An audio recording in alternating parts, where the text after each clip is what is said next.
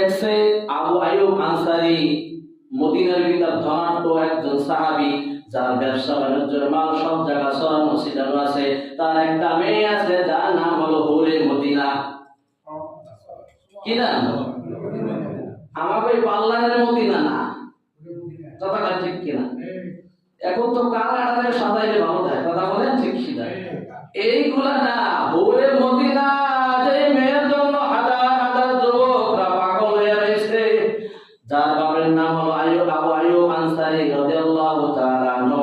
আল্লাহ রাসূল পত্র রাখো, যাও জোলাই এই পত্রটা নিয়ে তুমি ওই আমার সাহাবীর হাতে দেবা। একবার পত্রের দিকে তাকায় আর একবার পাত্রের দিকে তাকায়, একবার পত্রের দিকে তাকায় আর একবার নিজের দিকে তাকায়। রাসূল কামটা করলো কি, যে আমার মতো একজন খাটো মানুষ, আমার কোনো যোগ্যতা নাই, আমি কালো মানুষ, বংশ নাই, কিচ্ছুই নাই, আমি রাতের বেলা মসজিদে নববীতে ঈদ মাকায় ঘুমাই।